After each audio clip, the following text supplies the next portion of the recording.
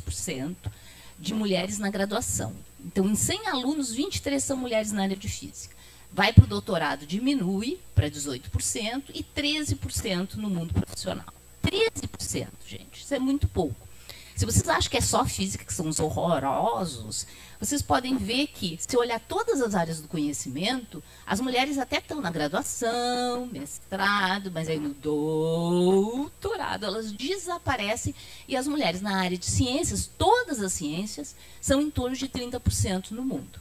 Tá? Então é muito pouco. As evidências estão mostrando que a gente está com um problema, e aqui eu só estou falando de homem e mulher. Se aumentar a diversidade, fica muito pior. Ai, mas no Brasil não é assim, Márcia, aqui a gente tem vestibular, que cada um pode fazer quem quiser. Pois bem, a gente olhou o Brasil.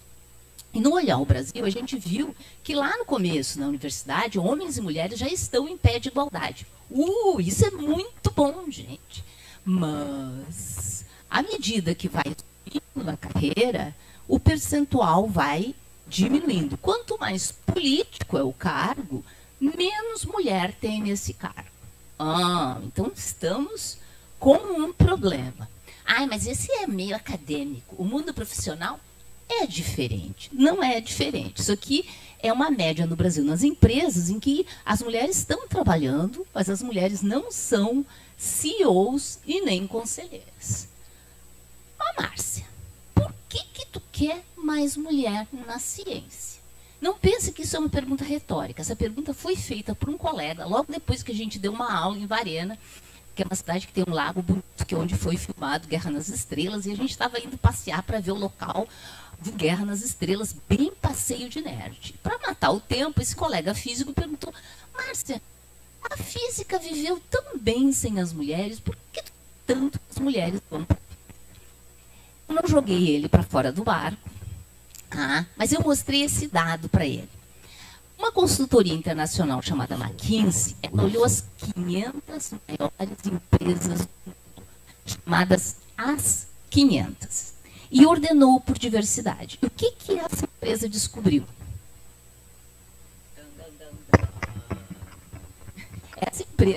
Essa empresa descobriu que as empresas que tinham mais diversidade, mais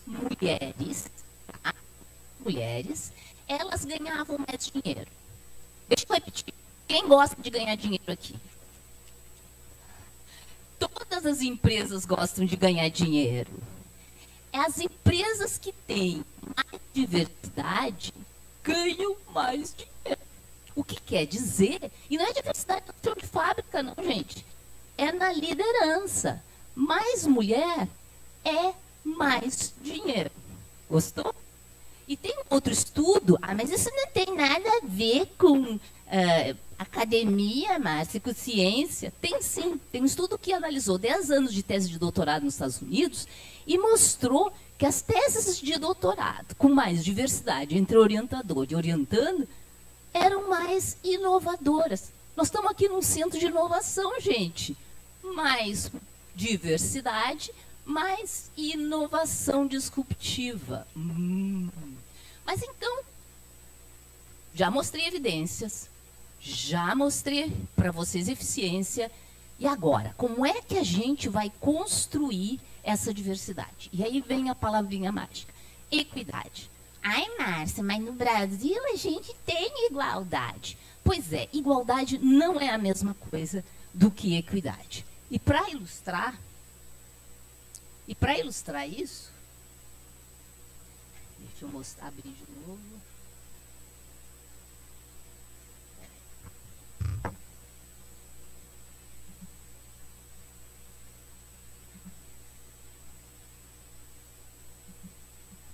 E para mostrar isso, tem esse cartãozinho aqui para vocês olharem. Vocês estão vendo? Eu tenho igualdade, é quando todo mundo tem o mesmo local, e eu tenho equidade, quando eu tenho medidas compensatórias para a diferença que naturalmente as pessoas têm. Quando eu tenho igualdade, no final do dia eu vou ter colhido uma maçã. Quando eu tenho equidade, eu vou ter colhido 3 maçãs. E por isso, equidade é mais eficiente, porque a gente colhe mais maçã, mais tecnologia, mais ciência, mais conhecimento. Mas quais são os mitos, tá, que a gente tem que enfrentar nessa caminhada? Primeiro são os estereótipos, tá, que dão papéis diferentes para homens e mulheres. Segundo, não há preconceito, Márcia. Mulheres não têm ambição, mulheres não dão para a ciência, e é uma questão de tempo. Vamos olhar alguns desses mitos que eu chamo mordidinhas de mosquito, porque eles vão te atacando todos os dias, todos os dias, todos os dias, de todos os lados, e eles vão te incomodando. Quando uma mordidinha de mosquito, grande coisa, mas todo o tempo está tendo que lutar contra essas mordidinhas de mosquito é cansativo. Estereótipos. Esse cartoon em preto e branco ilustrou o primeiro artigo que eu escrevi sobre mulheres na ciência, e lá se vão 20 anos. Vocês têm que olhar, mas ela nem parece que tem mais de 20 anos. Ah, mas esse artigo, vocês estão vendo como ele é carregado de estereótipo? Essa é uma mulher que tem que estar cozinhando, lavando roupa no laboratório e segurando a criança. Para começar, essa pessoa nunca lavou roupa e cozinhou, porque quem é que estende roupa em cima do fogão, né? É um porco quem fez esse cartoon. Mas então vocês vão dizer, mas faz 20 anos, Márcia, mas esse de baixo é do ano passado. De novo, a mulher tendo que cuidar do neném, ganhou um bercinho, ganhou uma tela plana, mas está aqui o fogão e a máquina de lavar, de novo, carregado de estereótipos, e vocês reparem que a pessoa não tem noção, porque colocou a CPU ou do lado da máquina de lavar roupa, ou do lado do fogão, que são locais inadequados para colocar a CPU. Tá? Então, sim, tem estereótipo. E se vocês acham que é só de cartunista, isso são desenhos de criança das escolas do Rio Grande do Sul, quando foram provocadas para desenhar cientista. O cientista é um homem, ele vai estar rodeado de equipamentos, ele vai estar usando jaleco branco, cabelo meio espigado, e não sei se vocês repararam, além de serem coisas meio violentas, tem uma arminha na parede. Tá? Como é que nós vamos estimular as mulheres a ir para a ciência quando é isso que a gente imagina de um cientista, e isso são desenhos de crianças do colégio? Ai, Márcia, mas não tem preconceito. Deixa eu contar para vocês um experimento que fizeram com crianças da faixa etária de 5 a 7 anos nos Estados Unidos. Eles contaram para essas crianças a história de uma pessoa inteligente. E ao final da história, perguntaram para as crianças de 5 anos se essa pessoa inteligente era um homem ou uma mulher. Aos 5 anos, as crianças, metade vão dizer que é homem, metade que é mulher. E quem quer experimentar, experimente com crianças na sua casa, na faixa etária de 5 anos. Elas estão destituídas de preconceito. Aos 7 anos, a maioria das crianças disse que a pessoa inteligente era um homem. Quem é que ensinou essas crianças de 7 anos que homem que é inteligente? Foi a família, foi a sociedade, foi a escola. Isso é tão grave, gente, que eles fizeram o seguinte experimento. Disseram, aqui na frente da sala tem um joguinho para pessoas inteligentes. E no fundo da sala tem um joguinho para pessoas esforçadas. Adivinha para onde as meninas foram? Para o inteligente ou para o esforçado? Esforçada. As meninas foram para o esforçado. Aos 7 anos elas já acham que seu papel social é ser esforçado. Mas, afinal de contas, é isso que elas veem. Elas veem as mulheres cuidando da casa, cuidando dos filhos, fazendo o trabalho, carregando o piano, pegando aquelas tarefas no trabalho, que são as mais difíceis e que dão menos prestígio. E é isso que elas enxergam. Então, as mulheres vão ser esforçadas. Um outro experimento, mas vocês estão dizendo, isso é coisa de criança, depois muda tudo, né? Foi feito assim, pegaram um currículo de assistente de laboratório e distribuíram para pesquisadores olharem o currículo de assistente de laboratório e avaliarem se contratavam ou não e que salário iam fornecer para esse assistente de laboratório. Só que fizeram uma pegadinha com os pesquisadores. Para metade dos pesquisadores disseram que o currículo era do John e para a outra metade, Jennifer. Essa é a diferença salarial ofertada entre para o John e para a Jennifer. E é o mesmo currículo. Então, sim, temos preconceito. Esse é um outro experimento que fizeram com alunos da disciplina de Física 1 numa universidade dos Estados Unidos. Ao final da disciplina, perguntaram para os alunos quanto vocês acham que entenderam da matéria. Tipo a autoavaliação que a gente faz na escola. Tá?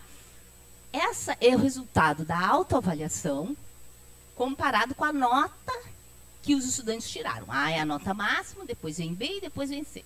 E o que vocês observam? Que as meninas que tiraram A, nota máxima, gênia em física, elas acham que entenderam tanto da matéria quantos meninos que tiraram B acham que entenderam da matéria. Vocês entenderam? As meninas têm uma autoestima, já no começo da faculdade, mais baixa que a dos meninos. Mas fica pior, porque no semestre seguinte, as meninas que tiraram o conceito A acham que entenderam tanto da matéria quanto os meninos que tiraram o conceito C acham que entenderam da matéria.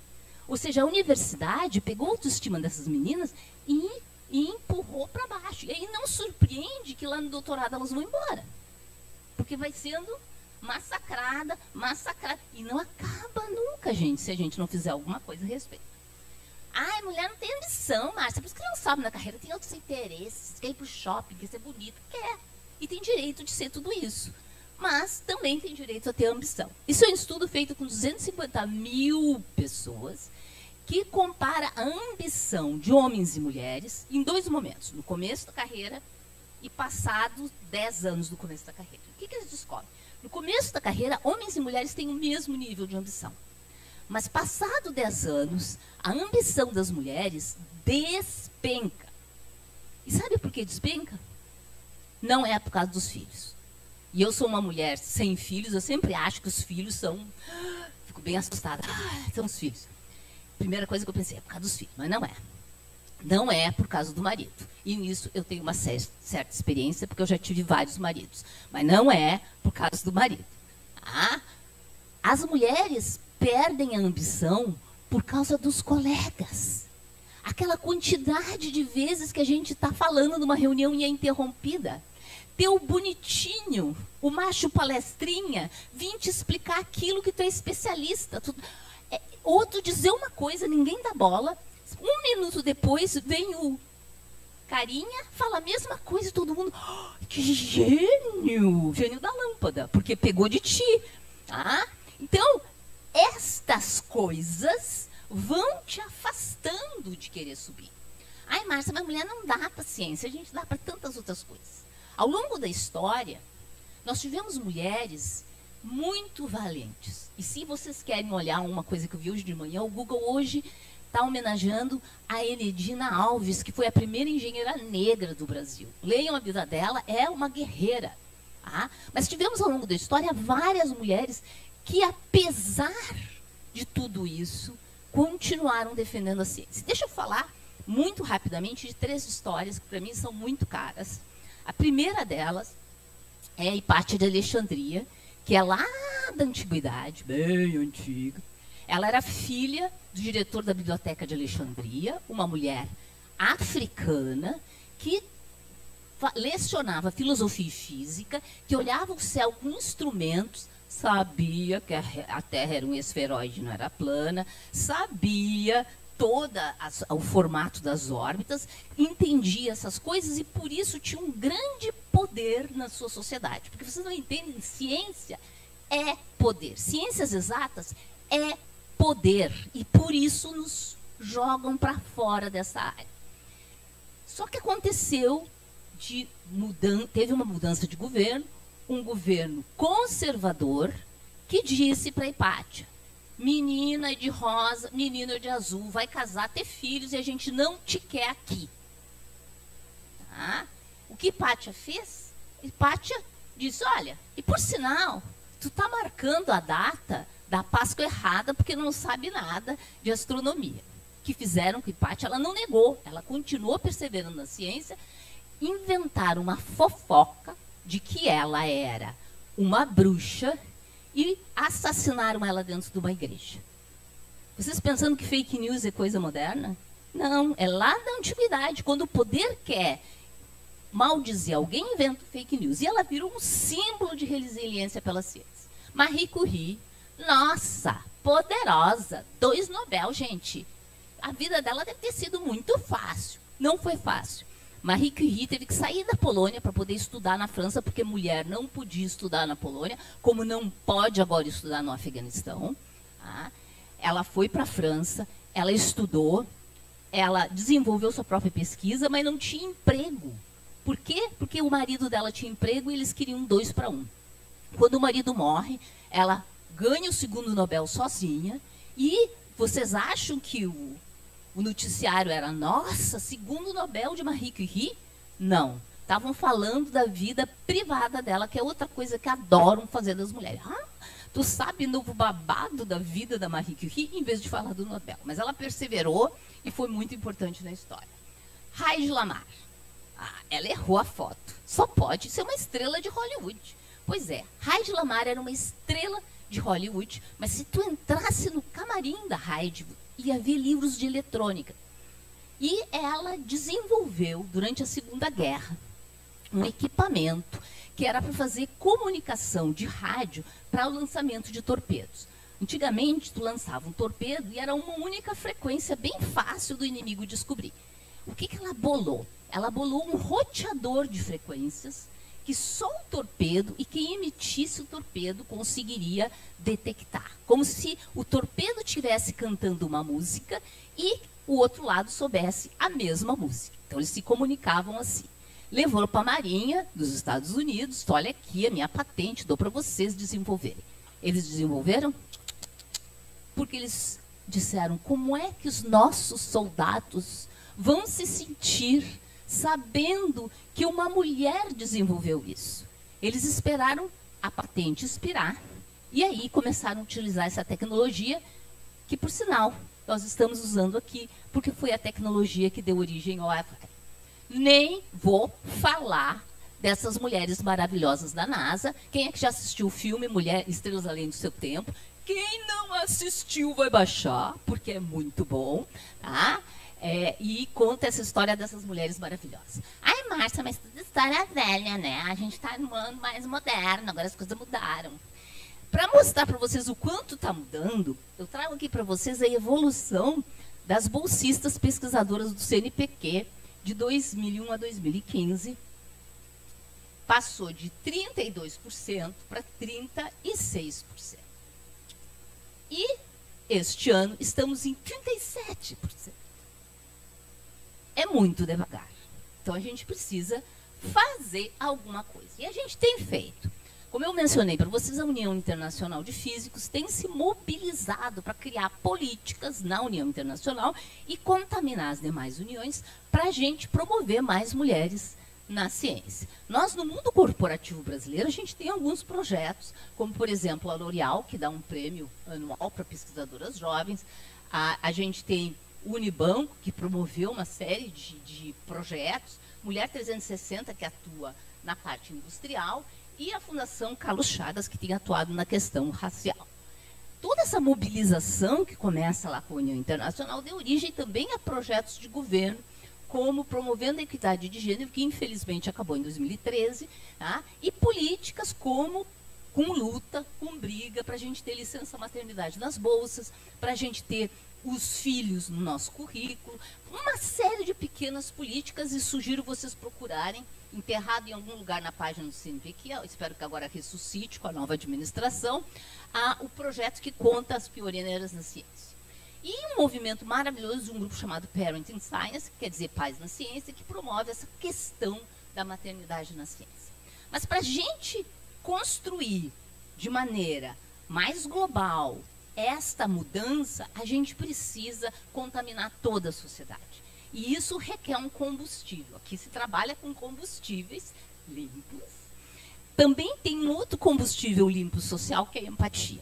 A má notícia é que esse estudo dos Estados Unidos mostra que, à medida que a gente educa meninos e meninas, as meninas ganham empatia e os meninos perdem empatia. E aqui está parando nos 18 anos. Imagina se for a 60 anos, a empatia dos homens vai estar lá debaixo do subsolo. Então, a gente precisa trabalhar com essa mobilização da empatia, e um instrumento é dados. Então, o que a gente fez na Universidade Federal do Rio Grande do Sul? A gente analisou na nossa comunidade o percentual de pessoas que sofreram assédio moral.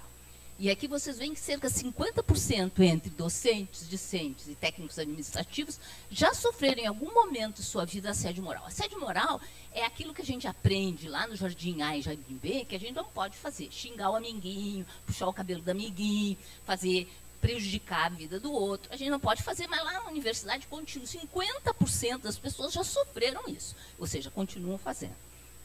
E que 10% já sofreu assédio sexual.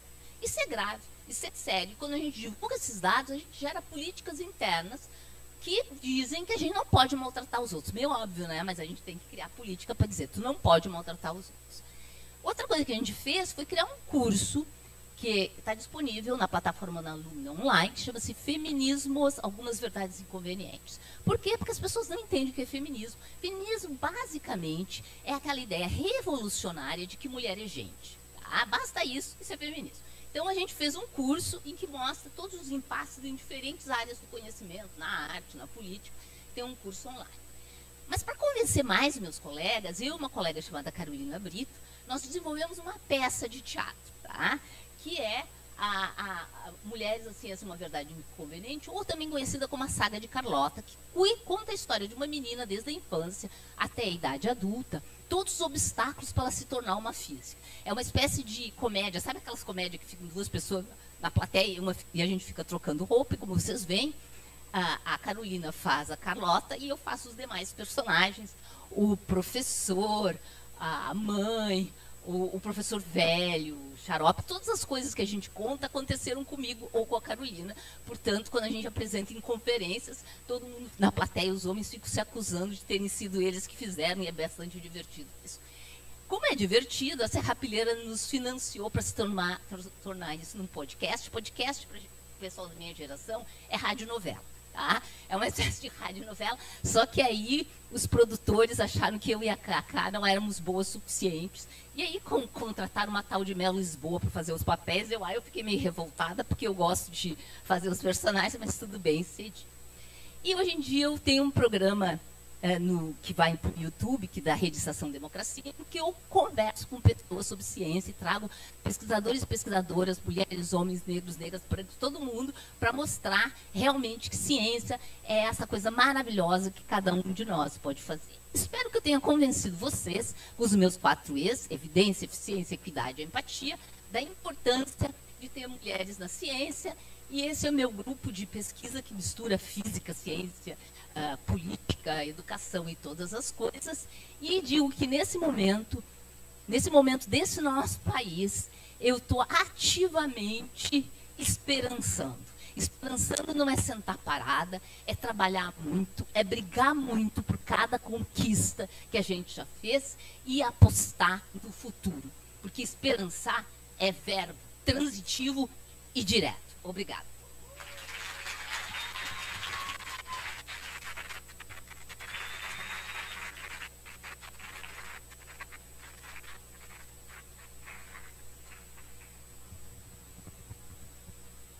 Como informado, agora nós vamos abrir para alguma pergunta.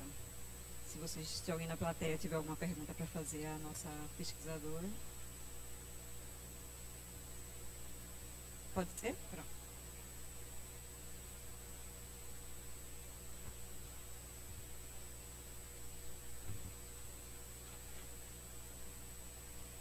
Agora, nós assistiremos à palestra ministrada pela delegada e deputada estadual de Pernambuco, Gleide Ângelo.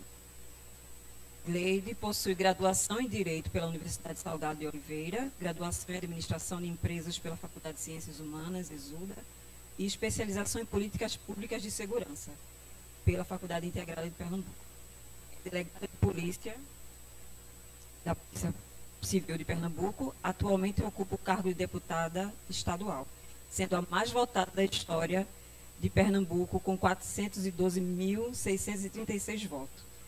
Gleide Ângelo é referência no combate à violência contra as mulheres. Agora com vocês, senhora Gleide Ângelo.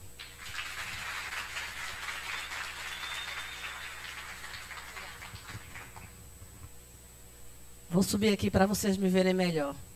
Bom dia a todas, bom dia a todos. Bom dia, Giovana, muito obrigada pelo convite, a você e toda a equipe. Parabéns, doutora Márcia, professora doutora Márcia, deu um show. Ricardo, controla meu tempo aí, vai me dizendo. Gente, eu fico muito feliz quando eu vejo meninas, mulheres, adolescentes, jovens, numa palestra sobre ciência. Eu trabalho há muitos anos com violência contra a mulher, infelizmente. Eu digo infelizmente porque não deveria existir. E como a doutora falou, professora Márcia, com relação a toda a questão de não ter mulheres muitas na ciência, vamos refletir sobre as causas. Não sei se vocês sabem, mas nós somos 52% da população. E quando a gente fala sobre protagonismo feminino, mulheres que impactam a sociedade, nós deveríamos estar em todas as áreas. Somos 52%, somos maioria. Mas será que a gente já parou para pensar o porquê não estamos? Se a gente não para saber o porquê não, a gente nunca vai estar. E sabe por que a gente não está? Porque existe uma cultura que não quer que a gente esteja. Mas se uma cultura não quer que eu esteja, por que Gleide está? Por que Giovana está? Por que professora Márcia está? Então é sobre isso que eu vou falar, para que a gente compreenda o porquê as mulheres não estão. A cultura tem um objetivo, a cultura machista, patriarcal, que foi criada desde que o mundo foi criado, aonde ela determina nossos espaços, de homens e de mulheres. Isso é o papel da cultura machista. Aqui é a caixa da mulher e aqui é a caixinha do homem. Mulher, você nasceu, tua caixa é essa. Homem, você nasceu, tua caixa é essa. Isso é uma cultura que existe. E se vocês não sabem, 70% da nossa população, sociedade, pessoas, isso é uma pesquisa que existe, não é Gleide que está dizendo. 70% da população reproduz, ela segue a fila, reproduz o que a cultura e a sociedade diz. Exemplo, eu faço tudo aquilo que dizem que é para eu fazer, sem questionar. Todo mundo diz que é para eu assistir essa novela. Eu assisto. Todo mundo diz que é para eu fazer esse curso, que mulher tem que fazer esse curso. Então, 70% da sociedade reproduz o que a cultura diz que é para fazer. Sem pensar e questionar. A maioria. 20% da sociedade ainda questiona. São aquelas pessoas que reclamam, mas não fazem nada para mudar. Eu reclamo, mas não faço nada para mudar. E apenas 10% são efetivamente aquelas que transformam. E cabe a cada um pensar se você está nos 10%, nos 20% ou nos 70%. Por que é tão difícil a mulher ser protagonista da sua vida? Ela é da vida do marido. Ela é da vida dos outros, mera coadjuvante. Porque não nos ensinam a ser protagonistas. E eu vou dizer o porquê não nos ensinam. Só em 1827 foi que as mulheres, meninas, tiveram direito a ir para uma escola, a estudar. Mas esse direito não era um direito absoluto. As mulheres não tinham direito a estudar as mesmas coisas que os homens. A mulher não podia estudar ciências exatas. Ela só podia matemática, aprender as 4 operações. 1827. A mulher não podia aprender física, química, não. Matemática, só as 4 operações. Só em 1879 a mulher teve direito a ir para uma faculdade. Só em 1910, recente, a mulher teve direito a participar de um partido político. 1932, ao direito ao voto. Talvez vocês não saibam, mas até 1962, a mulher não podia trabalhar sem autorização do... Aí veio o Estatuto da Mulher Casada, dizendo que a partir de 1962, eu nasci em 66, quase que eu também não tinha esses direitos. A mulher até 62 não tinha direito à herança, não tinha direito à guarda dos filhos e tinha que pedir autorização ao marido para trabalhar. Eu estou fazendo esse resgate para que vocês compreendam porque é tão difícil para as mulheres serem protagonistas. Porque sempre nos foi negado culturalmente esse direito. Só em 1974, não sei se vocês sabiam, a mulher teve direito a ter um cartão de crédito sem autorização do marido. Mesmo ela pagando as contas dela. Só em 77, direito à lei do divórcio. A mulher podia apanhar até morrer, mas não tinha o direito de separar até 77. E vem a nossa Constituição em 2008 falando de igualdade. Está lá, legalmente, a igualdade. E, de fato, nós temos a igualdade? Não. Mas vocês acham que alguém vai nos dar essa igualdade? Não. Se eu tenho uma cultura, uma sociedade feita por homens, para homens, vocês acham que vão nos dar algum direito? Não. Todo o direito das mulheres são conquistados à força, à luta. A Lei Maria da Penha, muita gente acredita que foi algo que o Congresso lá nacional, deputados, chegaram e disseram, vamos criar uma lei. Não. O Brasil foi obrigado a criar a Lei Maria da Penha, porque Maria da Penha, brasileira, cearense, casada com um professor da USP, o professor dela, tentou matá-la 2 vezes. 2 tentativas de feminicídio. Ela dormindo, ele deu 4 tiros nas costas dela. Ela ficou paraplégica. Quando ela saiu do hospital, chegou em casa, ele tentou matá-la, eletrocutada, botou dentro de uma banheira e colocou eletricidade para matar. Então, Maria da Penha tentou de todas as formas que ele fosse punido. Faltava 4 meses para prescrever o crime, quando Maria da Penha foi atrás das organizações internacionais em busca de justiça. E o Brasil foi penalizado e obrigado a construir uma lei para proteger as brasileiras. Foi dessa forma que nasceu a Lei Maria da Penha em 2006. Então, para vocês verem que nada que a gente tem foi nos dado. Tudo foi conquistado. Mas por que ainda não conquistamos locais de poder e decisão? Eu sou da segurança pública, nós temos, Pernambuco, 70% do efetivo de homem, 30% de mulher. Na ciência, você praticamente não vê mulher. Mas por quê? Porque nos é ensinado, desde que a gente nasce, que o lugar da mulher é o lugar do cuidar. A mulher tem que ser professora para ser a tia. A mulher tem que ir para a saúde para ser a que vai cuidar do doente. Não nos é ensinado que nós podemos ocupar todos os espaços. Mas por que não nos é ensinado? Como também não me foi ensinado. Vocês, meninas que estão aqui hoje, é porque a família de vocês trouxeram vocês até aqui. E de que forma? Eu tenho experiência em delegatias e isso começou a fazer com que eu refletisse e aprendesse muito sobre violência contra a mulher. Quando eu comecei meus primeiros plantões, doutora, a Delegacia da Mulher em Caruaru, eu quase enlouqueço de ver chegar uma moça toda quebrada e a mãe dela chegar e dizer, minha filha, denuncie ele não, homem é assim mesmo. Pior é seu pai que nem pagava as contas, seu marido ainda faz a feira, seu marido faz tudo, homem é tudo igual. Tudo calça 40, ruim com ele, pior sem ele. E eu quase enlouqueço ouvindo isso diante de uma moça toda quebrada. E aí eu tentei entender, aí eu fui estudar. Querem entender as coisas? Estudem. Pelas fontes corretas.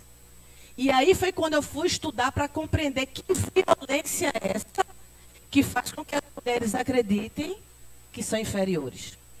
Porque se vocês não sabem, a gente é o que a gente acredita. Entrei na Polícia Civil, doutora.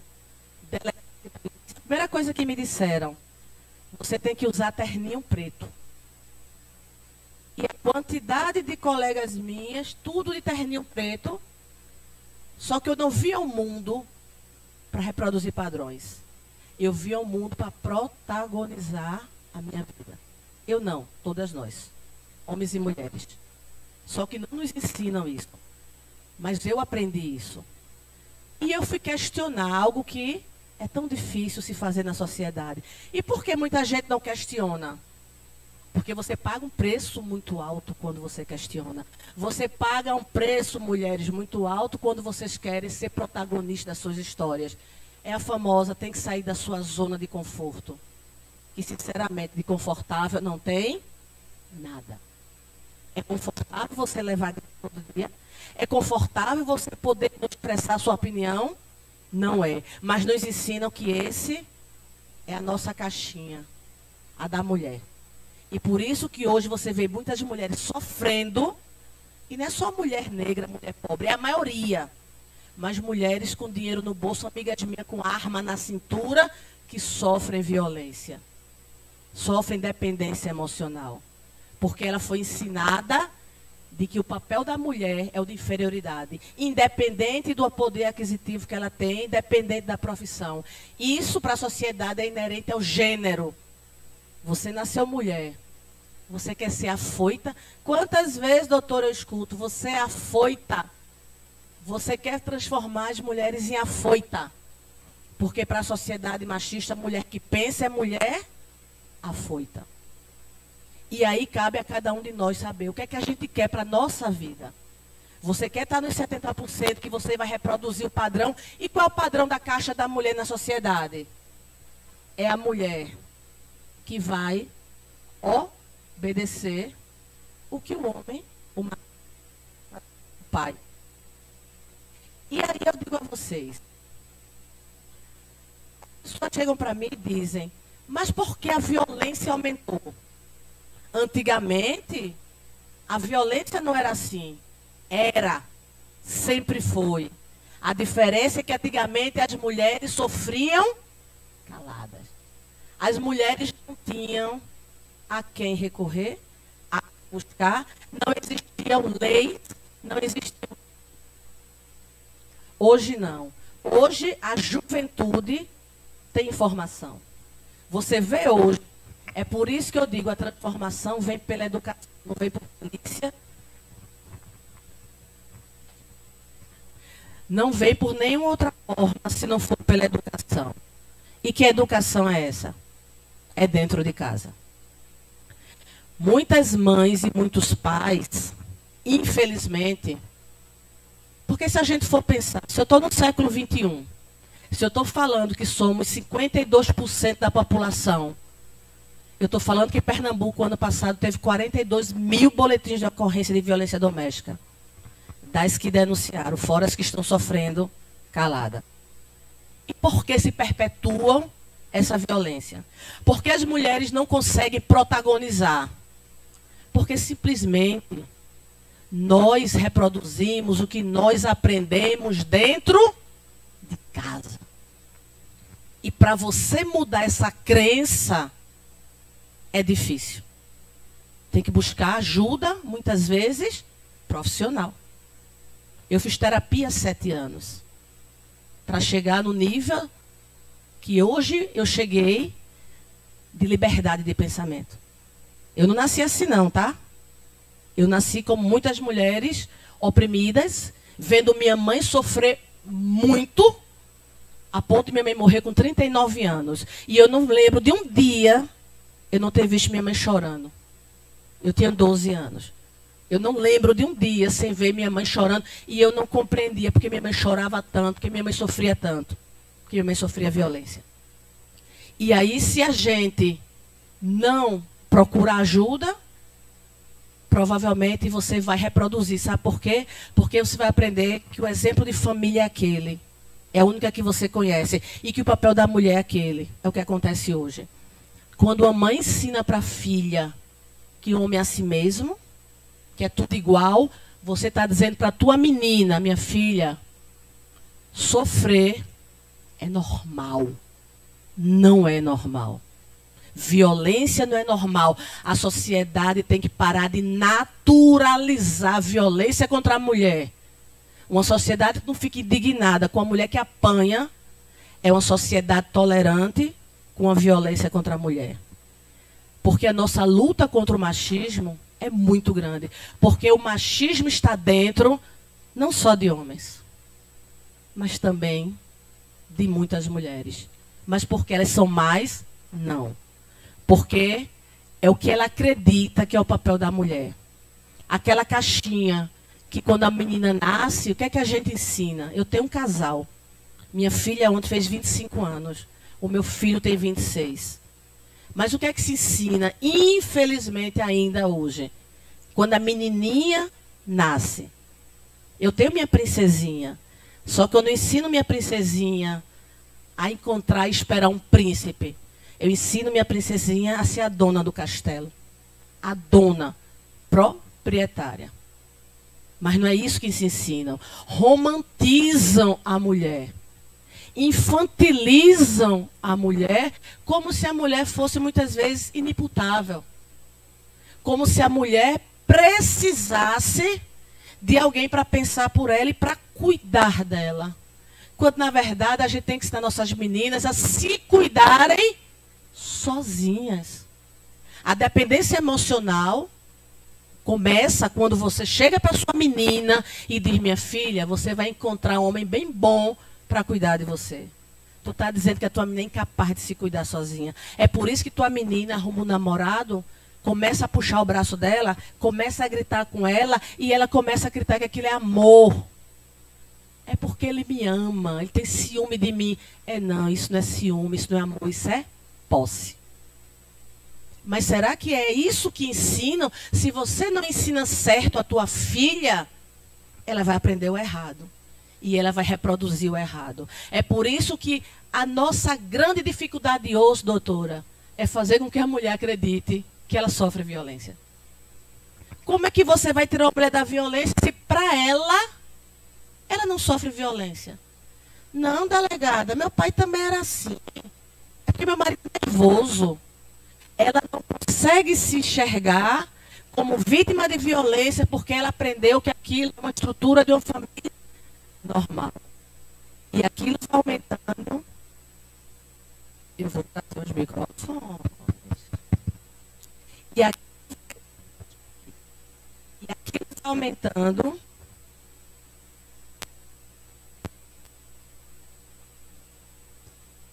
Eu acho que está pronto. E aí a violência, ela começa com o tiro. Ela termina com o tiro. Ela começa com o grito.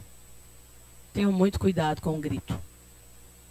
Muitas mulheres dizem: não, delegada, ele grita porque está nervoso. Ele grita porque não te respeita. Ele não grita com o padrão, ele não grita com os amigos, ele não grita com o policial. Ele apenas sabe com quem pode gritar. O outro só vai até onde a gente permite. Mas o que é que nos ensinam? Que a mulher tem que ser paciente, tolerante.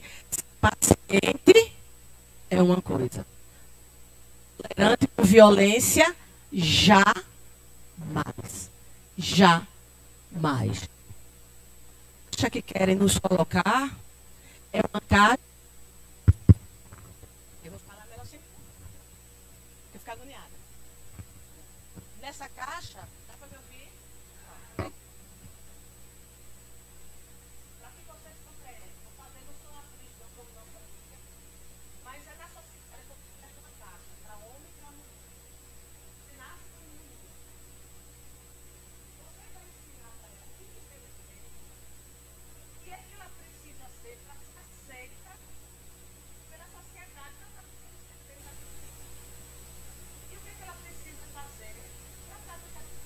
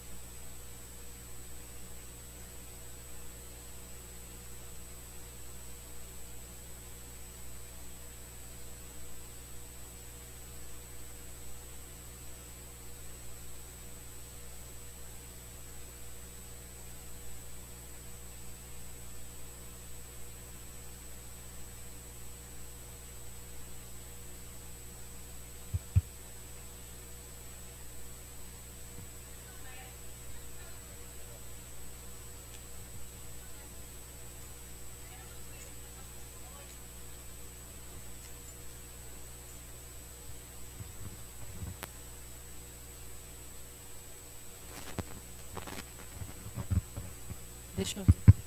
Agora foi. A gente precisa acreditar. Tudo volta, gente. Por isso que eu insisto nas nossas crenças.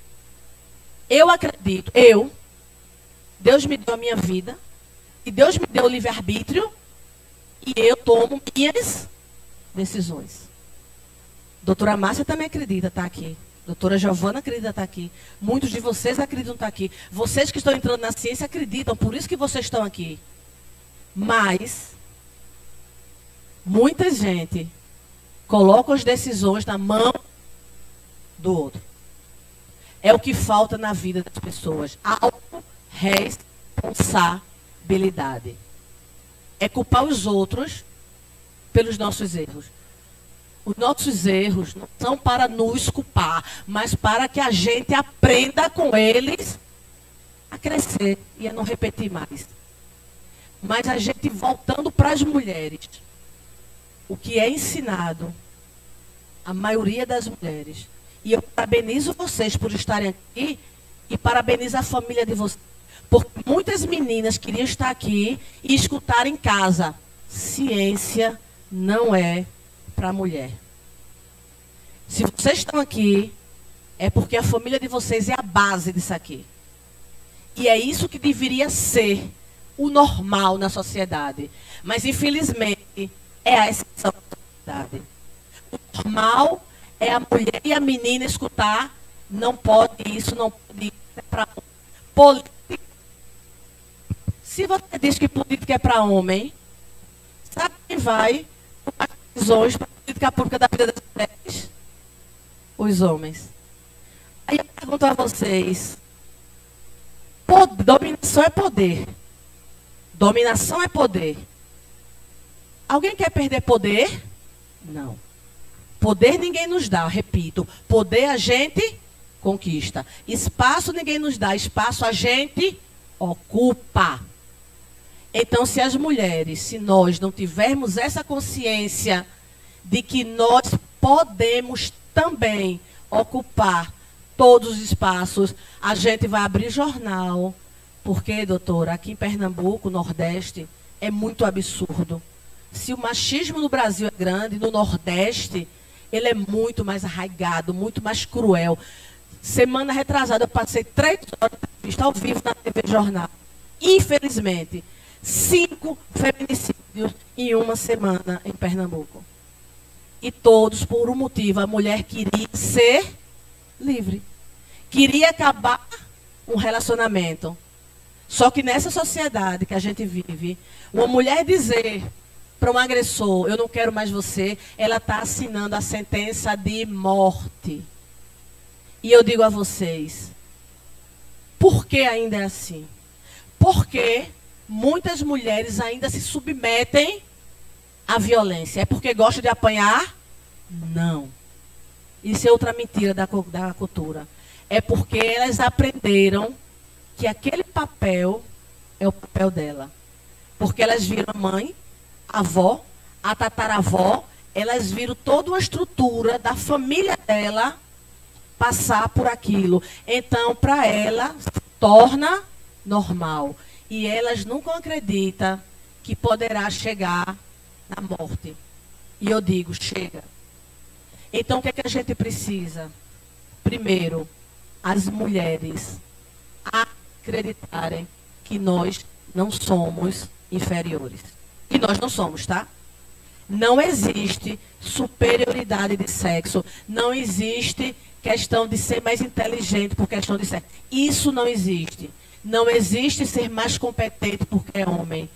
Eu digo sempre, por exemplo, vamos supor, estou aqui delegada desse jeito, toda laranjada, e tem um policial homem delegado de preto com 2 metros. Se você sair dali e seu celular, alguma coisa acontecer com um crime, e você pedir ajuda, vinha correndo, você vai pedir ajuda a quem? A colorida, ao homem de preto de 2 metros com a arma aqui. Mas por quê? Porque a cultura diz que o homem tem presunção de competência, de força. Polícia é força e a força é inerente ao sexo masculino. Tudo mentira. Tudo mentira de uma cultura que tem um propósito. Dominação. Agora, a cultura está posta. Cabe cada um de nós acreditar nela. Os 70% acreditam cegamente que o seu papel é de coadjuvante, que você veio ao mundo para ser plateia. Ao ponto de a gente ver tanta gente, tantos jovens, passar o dia em rede social vendo a vida dos outros. Vendo o sucesso dos outros. Compartilhando o dia a dia dos outros. Fulaninha blogueira pegou um prato de comida, pegou uma panela, você fica vendo e ali a sociedade está muito feliz, porque está fazendo com que você seja exatamente o que é que ela quer. Nada.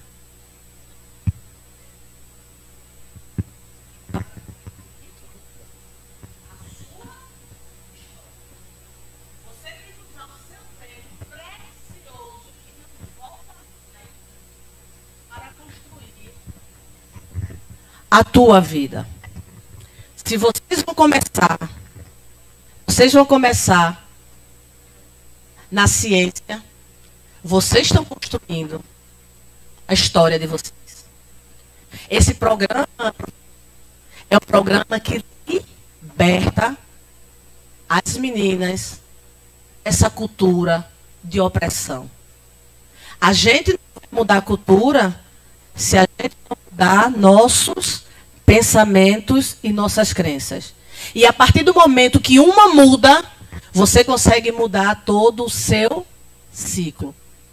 Porque, infelizmente, as mulheres ainda acreditam, muitas, que quando uma está crescendo, amiga, esse não é teu lugar, não. Então, aquela tua amiga que te puxa para baixo, não é porque ela é uma pessoa má, mas ela é uma pessoa que aprendeu que aquele não é o seu lugar. Eu escuto muito isso. Quem essa mulher pensa que é para estar aí? Esse lugar não é dela. Me ensinaram que esse lugar é de um homem. É por isso que a gente ainda vê tanta mulher criticando mulher. É o que a gente chama falta de sororidade. Vocês já ouviram falar dessa palavra sororidade? Sororidade é mulher ajudando mulher, mulher levantando mulher. Amigas, nunca critiquem uma mulher. Independente do que ela esteja fazendo. Eu não estou dizendo que sororidade é você concordar com o que ela faz. Não. Isso não é sororidade. Nós precisamos ter a inteligência e o raciocínio de saber que muitas mulheres fazem política igual ao homem. Muitas mulheres têm pensamento igual ao homem de uma cultura machista. A gente sabe. Mas a partir do momento que a gente desconstrói essa mulher, a gente está fortalecendo a cultura machista. A melhor forma de você ajudar essa mulher é conscientizando. O que é que eu faço quando uma mulher me critica muito? Eu digo, amiga, se precisar de ajuda, estou aqui 24 horas à sua disposição, com a mão estendida para você. Essa é a melhor resposta que você vai dar. Porque essa mulher, na verdade, ela está tão oprimida, tão angustiada, que você é o espelho que reflete nela aquilo que ela não tem coragem de ser. Você reflete nela aquilo que ela queria fazer e não consegue. Então, quando você começa a se libertar, quando você começa a crescer, quando você começa a brilhar, o teu brilho vai começar a mostrar naquelas pessoas que estão escuras ainda, que elas são muito pequenas. E quem quer aceitar que é pequeno? Ninguém. Então, precisam lhe desconstruir para provar que você não é nada. Isso é um processo psicológico. E que não cabe a ninguém julgar ninguém. Cabe a cada um aqui investir na sua trajetória. Se alguém tem inveja de você, o problema não é seu, o problema é dela. Se alguém boicotar o teu crescimento, o problema não é seu, o problema é dela. O veneno só surta efeito se você engolir. Não é fácil ser protagonista das nossas vidas. Você paga um preço muito alto. Mas eu digo a vocês, vale a pena pagar esse preço. Vale a pena pagar esse preço todos os dias. Não tenham medo de julgamento. Ainda mais hoje, na sociedade que a gente está, que eu nunca vi tanto ódio no coração das pessoas. Mas isso também não é um problema seu. Você não tem como ajudar essas pessoas. Essas pessoas precisam buscar o quê? Tratamento. Eu fiz terapia há 7 anos. Indico para qualquer pessoa. É a melhor coisa do mundo. Mas a sociedade, a cultura vem com mais uma mentira. Isso é coisa de doido. Porque não querem que você se liberte. Ele está dizendo aqui que acabou o meu tempo. Então eu vou concluir dizendo as reflexões para vocês chegarem em casa. Homens, a nossa luta, homens, não é contra vocês. Eu tenho marido, eu tenho 4 irmãos homens, eu tenho um filho homem. Isso é outra mentira, tá? Que querem dizer que o feminismo é para destruir o homem. O feminismo não é o contrário do machismo, não, tá, gente? Isso é eufemismo. O machismo é dominação do sexo masculino sobre o sexo feminino. É o que está posto. Agora, só me dominam se eu permitir. O feminismo não é o contrário do machismo. Não são mulheres querendo dominar homens. São mulheres querendo igualdade de direitos. Direitos sociais, direitos culturais, direitos profissionais, de receber o mesmo salário, de chegar numa entrevista de emprego e não ser eliminada porque tem uma filhinha pequena. Se ela fosse homem, ninguém ia perguntar se ela tinha uma filhinha pequena. Mas se ela tiver, ela é cortada ali, porque vão dizer, não, ela vai faltar porque a filha vai adoecer, porque vai precisar ir para o médico. E se ela não tem filho, não, ela vai engravidar e vai ficar afastada. Ninguém pergunta isso aos homens. Então a nossa luta é para ter direito aos mesmos direitos. Então, vocês que estão entrando no Futuras Cientistas, não tenham medo dos julgamentos, dos apontamentos de dedo. Não tenham. Muita gente vai tentar fazer você desistir? Vai. Mas desistir nunca será uma opção para os vencedores. Nunca. Na vida, nós temos escolhas. Você vai aonde tua escolha te levar. E as escolhas que vocês fizerem serão determinantes na vida de cada um. Então, nunca escolham desistir. Eu digo a vocês e concluo dizendo: todo mundo na sociedade, a gente escuta dizendo, esse é o lugar de homem. Aqui em Pernambuco tem, acho que no Brasil todo. E esse é o lugar de mulher. E, professora, o meu lema é que não existe lugar de homem e não existe lugar de mulher. Porque o lugar de mulher é onde ela quiser. Parabéns, meninas.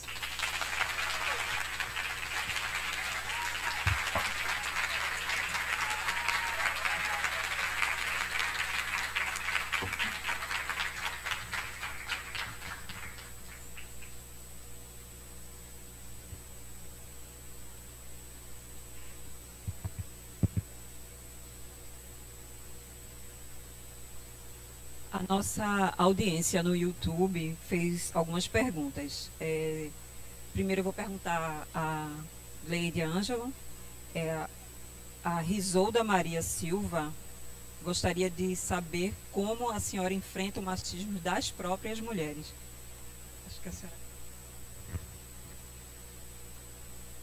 Porque as mulheres não são machistas, elas reproduzem o machismo. Tá? Machistas são os homens. Mas muitas mulheres reproduzem a cultura machista. Como é que eu enfrento? É como eu acabei de dizer. Como eu não acredito nessa cultura, que ela tem só um objetivo de dominação, eu sei para que ela veio, e por eu não concordar com ela, óbvio, eu simplesmente nunca me importei com o que falam, o que pensam de mim. Eu me preocupo com o que pensam de mim. Então, é uma cultura que quer paralisar a gente. Porque a gente está libertando mulheres. Então, eu lido de uma forma muito tranquila. Sabe por quê? Porque ela é uma grande mentira. E o que é uma grande mentira, para mim, não tem a menor importância. Outra pergunta é Kathleen Monique Cavalheiro. Como promover essa mudança cultural no ambiente escolar, haja vista a forte influência da família no desenvolvimento e construção de identidade da...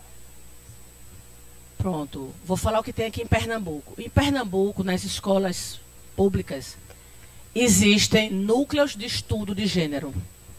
Existem várias escolas de todo o estado, que é justamente isso.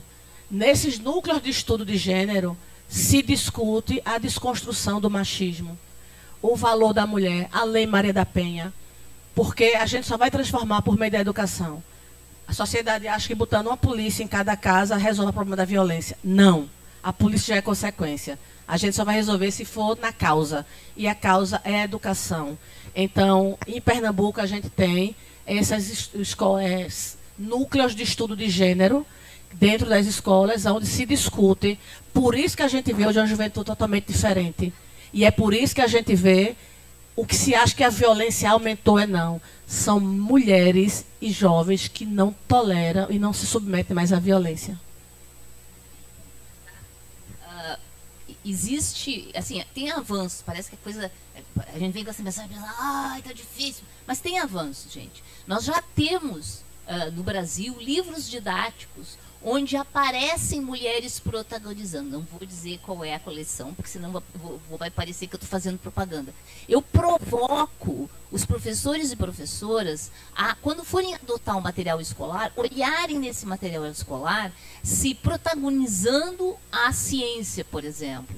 Vão ter lá homens, mulheres, homens e mulheres negros e negras, indígenas, porque tu te vê no livro escolar é muito importante para tu desejar ser alguma coisa, tá? Então, provoco aqui professores e professoras para procurar esse material no livros escolares. E mais, hoje na internet, se vocês buscarem, vocês vão achar histórias de cientistas, de autores-autoras, de pessoas na área de matemática, que vão ser de todas as etnias, vão achar uma quantidade substantiva de mulheres. Ao contar a história do Brasil, mulheres foram muito importantes na história do Brasil, mas elas são, em geral, obscurecidas. Então, vamos fazer esse trabalho de buscar essas pessoas para contar em sala de aula.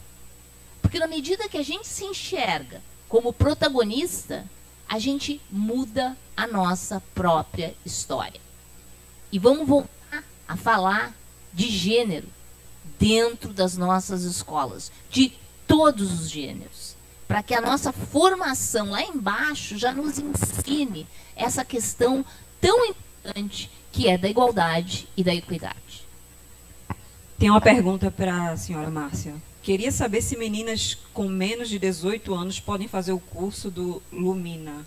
Qualquer pessoa, ele é gratuito, tem que entrar na plataforma Lumina da Universidade Federal do Rio Grande do Sul, se inscrever, e ali tem todos os cursos, eles são simples, e ao final, se quiser ganhar um certificadinho, tem que fazer uma prova, porque afinal de contas, eu sou professor e prova são acoplados, aí tem que fazer uma pequena prova e ganha o certificado, mas se não quiser fazer a prova, só não ganha o certificado. Tá? A minha é bem fácil a prova, vou dizer, não tem, é só para anotar se prestou atenção no curso, ou viu o curso acelerado no YouTube, que é meio ruim, né, gente? Vamos ver o curso direito e não acelerado no YouTube.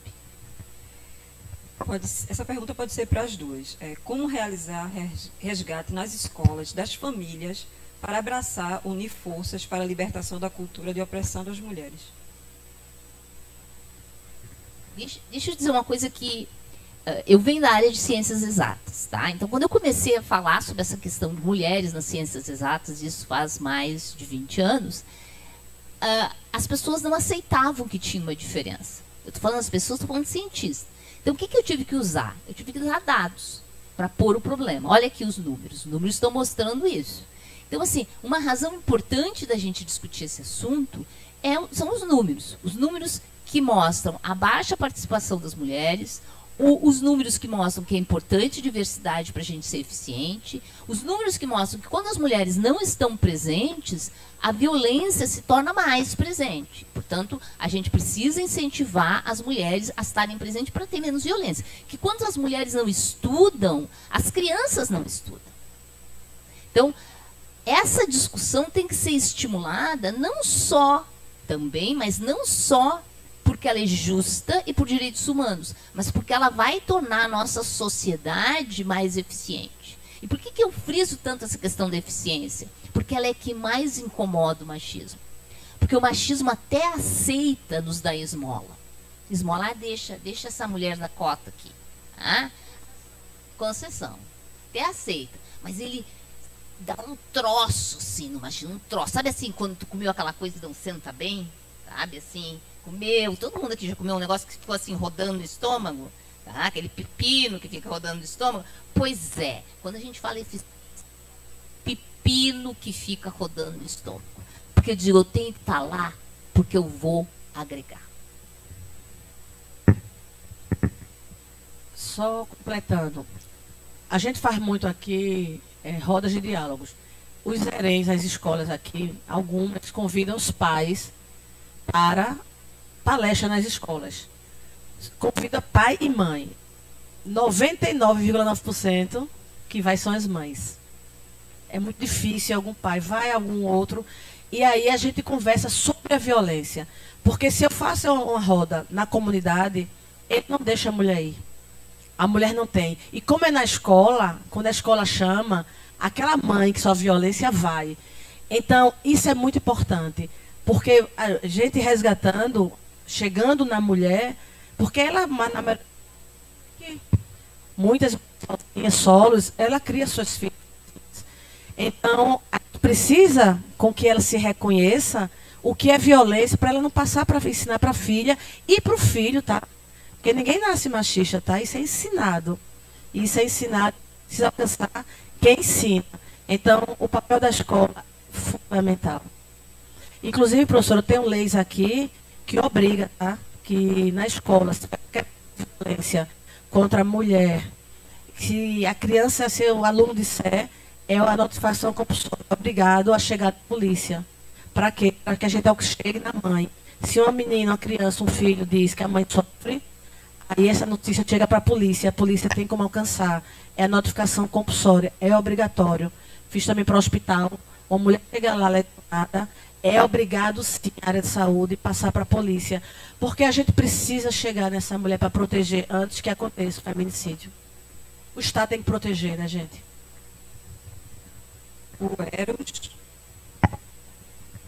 que fez uma pergunta para a delegada. Sabendo que a polícia tem presença majoritariamente masculina, como ela lida com o machismo dentro do trabalho? É por isso que eu digo, é não ter medo. Porque vão tentar o tempo todinho fazer com que você acredite que você é fraca. Vão fazer com que você tenha medo de usar uma arma, tá? Vão fazer com que você tenha medo de dar plantão, sair na rua. E muitas vezes dizem assim, não, deixa a mulher no administrativo, porque a rua só é para os homens. Aí cabe a você, mais uma vez, acreditar ou não.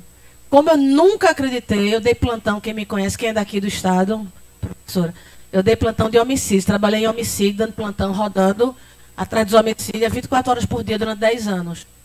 Mas isso, é como eu digo, vai depender do que você acredita. Acredite, você não é frágil. Não confundam sensibilidade com fragilidade. Sensíveis, homens e mulheres precisam ser. Frágeis e fracas, não somos. Agora uma para Giovana. Em que momento a senhora percebeu a necessidade de criar o Futuras Cientistas? Eu acho que a minha saga começou quando criança. Sempre fui muito curiosa e também sempre me disseram qual era o meu lugar. Mas também tem uma família que sempre fez a gente acreditar naquilo que a gente quer. Então, quando eu entrei na graduação, eu tive um professor que falou: não sei o que vocês fazem aqui. Vocês tinham que estar em casa lavando roupa. Eu escutei isso, parece que é piegas, mas não é não. Isso é verdade, eu escutei. E meu apelido sempre foi Bocão. E eu falo. E eu não fico quieta, não. Então, eu acabei discutindo com o professor na sala de aula. E eu estudava numa universidade privada, né? Depois disso, eu quis muito saber mais. E aí eu fui fazer mestrado, doutorado. E quando eu comecei a identificar e conversar com as minhas amigas, e elas me diziam: Giovana, isso é coisa da tua cabeça. A gente não se sente discriminada. Eles nos tratam iguais. Eu disse: é verdade? Vamos olhar a matemática? E a matemática não mente. Aqui a gente encerrou. No YouTube a gente encerrou as perguntas. Alguém aqui presente tem alguma pergunta?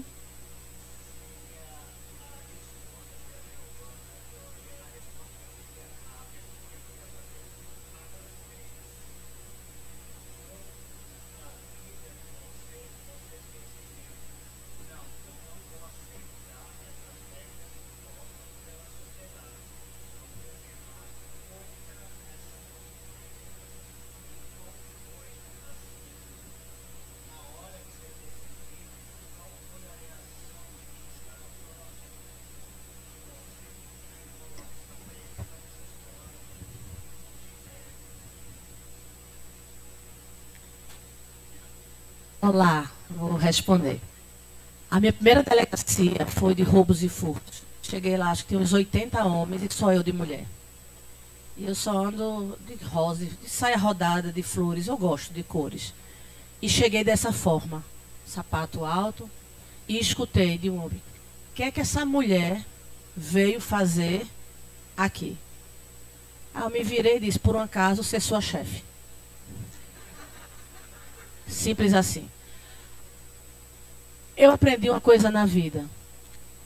Eu não posso infringir leis. Leis, posso. Mas regras, elas têm que ser razoáveis. Eu penso tudo, eu questiono. Tudo. Você não pode fazer isso. Aí aquela criança: por quê? O que você me disser, eu disse: por quê? Você tem que usar terno preto. Por quê? Não, porque todo mundo usa. Tá, aí eu vou toda de rosa. Porque são regras, sei o que está por trás dela.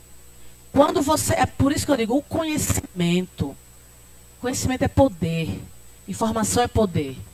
Quando você sabe que querem lhe colocar igual a todo mundo, porque o que, é que eles têm medo? Que você tenha, como Giovana diz, iam dizer que eu quero aparecer.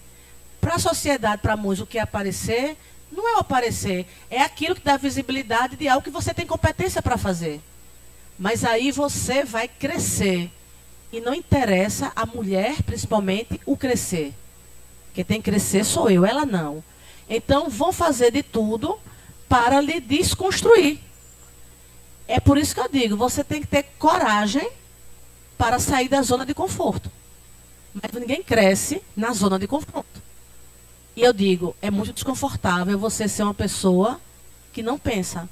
Então, fácil não foi, fácil não é, fácil não continua sendo, mas eu digo, é prazeroso, vale a pena e é necessário pagar esse preço. Pior é você pagar um preço de uma submissão. Para mim, meu amigo, isso tem preço não. Na vida as coisas têm que ter valor. E liberdade não tem preço, tem valor. E esse valor vale a pena sim, todos os dias, você lutar por ele. Eu, quando era estudante de graduação, nós vivíamos uma ditadura militar nesse país. Essa é a hora que vocês ficam surpresos, achando que eu sou mais nova do que eu sou. E eu vim de escola pública. Então, na escola pública, ninguém dizia muito o que eu podia fazer, porque a gente estava sempre correndo atrás do professor que faltava, daquela situação de escola pública. Quando eu entro no primeiro dia de aula de física, eu olho 40 alunos e 4 meninas na sala, eu digo, onde é que estão as outras? Aí eu olho no instituto, tudo professor homem e umas poucas professoras mulheres não protagonizando. Aí eu vou para passeata, a gente fazia bastante passeata contra a ditadura, eram os bonitinhos lá fazendo discurso e as gurias distribuindo panfleto. Eu digo, peraí, por que não estão no palco? Né?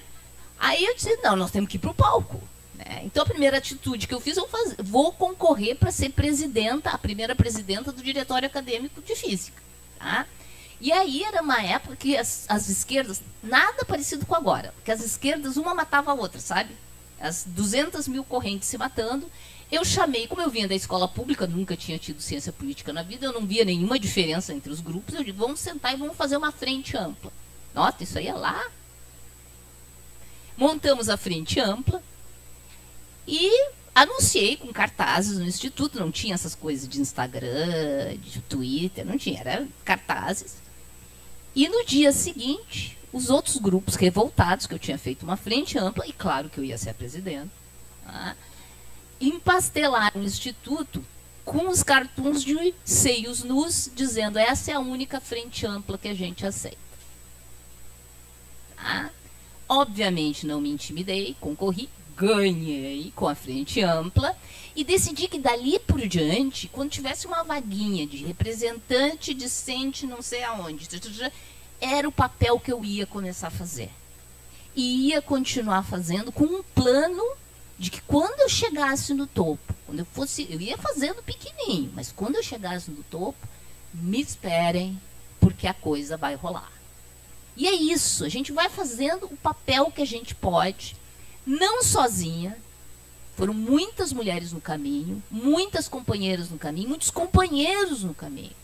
Porque, no fundo, gente, isso é um coletivo. É juntos e juntas. Existem muitas pessoas que compartilham essa visão. Elas só estão quietinhas. Então, vamos conversando e nos articulando. Porque nem todo mundo é falante, nem todo mundo é agressivo. Mas a gente precisa de todo mundo para fazer a mudança. Tá? E essa é uma luta que nunca acaba. Porque ela só vai acabar quando a gente tiver igualdade e equidade na sociedade. E nós não temos. Então ela continua. E ela não acaba quando tu vai pensar, ih, agora a tia já está meio idosa. Idosa não, jovem há muito tempo. Tá? Já deve estar de boas. Não estou de boas, gente. Em cada comitê e comissão que a gente entra, começa tudo de novo o trabalho. Mas vou dizer, eu não estou sozinha. Nós somos muitas. E nós nos apoiamos. E nós estamos em todos os lugares. E nós estamos mudando o mundo. E vamos fazer essa transição. Quanto mais nos oprimem, mais mostra que o trabalho está avançando. Então, quando no mundo hoje começam essas leis que empurram mais as mulheres, quando no Irã estão lá prendendo mulher que não está com o paninho na cabeça, quando no Afeganistão dizem que as mulheres não podem estudar, quando os Estados Unidos tiram a lei do aborto, quando em cada local uma mulher perde direito, é porque nós estamos brilhando. Porque ninguém põe lei contra gente que não importa. Então, estamos sim, a nossa rede é grande e nós vamos transicionar. E vocês, a geração de vocês, eu brinco, a geração das meninas de cabelo azul, porque agora a minha geração nunca teve coragem de pintar o cabelo de azul, mas essa geração tem coragem para tudo, tá? Vai fazer a grande revolução. Então, vocês estão sendo, mas vocês não estão saindo do zero. Tá? Como eu mostrei ali, muita gente já vem trabalhando. Então, assim, é nos ombros dessas pessoas que pavimentaram o caminho, que criaram as leis, que criaram as regras, que nós vamos fazer essa transição para um mundo mais justo, mais igual, um mundo que respeita o meio ambiente, que respeita a natureza, que acha que a sociedade tem que ser mais distributiva. Porque feminismo não é só igualdade para as mulheres. É uma visão de mundo. E quando a gente construir isso, nós vamos certamente fazer uma grande transição. Deixa eu falar só uma coisa com relação ao cabelo. Na minha época, as mães aqui, pais da minha idade, ouviram que cabelo vermelho era cabelo de mulher vulgar. Eu ouvia isso. Já pensou se eu tivesse acreditado? Gente, cabelo vermelho é de quem gosta de cabelo vermelho. Cabelo azul é de quem gosta de cabelo azul. Simples assim. Então, isso é a maior forma de opressão. Então, como eu digo, não acredite no que essa cultura quer impor goela abaixo a vocês.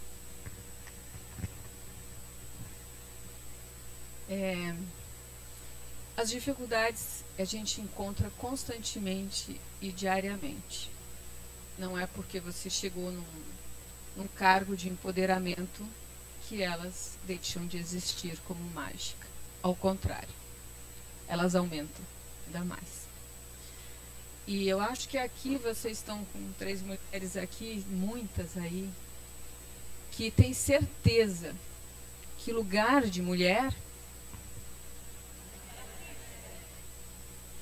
eu acho que é acreditando assim que nós ocupamos os nossos espaços. Márcia apresentou 4 E's, um deles chamado equidade. E as estatísticas dizem que nós vamos precisar de 200 anos depois da pandemia para alcançar a equidade. Vocês acham que eu acredito? Futuras cientistas, é para a gente mudar essa estatística. E essa mudança é feita por cada um de nós. Homens e mulheres. Porque esta não é uma luta só de mulheres. Mudar a cultura parte do princípio que os homens têm que nos ajudarem e apoiar. Mas não um apoio que eu vejo constantemente. Te ajudo, Giovana, que eu digo, já estou com bursite, não precisa mais tocar no meu ombro. E mesmo porque, para conversar com alguém, você não precisa estar tocando. É o meu limite. O que nós queremos, sim, são pessoas comprometidas com a equidade. Homens e mulheres que simplesmente não sejam o politicamente correto, mas que estão fazendo a diferença. É isso que nós esperamos. Porque assim nós vamos libertar as mulheres da opressão. E quem ganha com isso é a sociedade. Lugar de mulher é aonde ela quiser, sim. Era isso.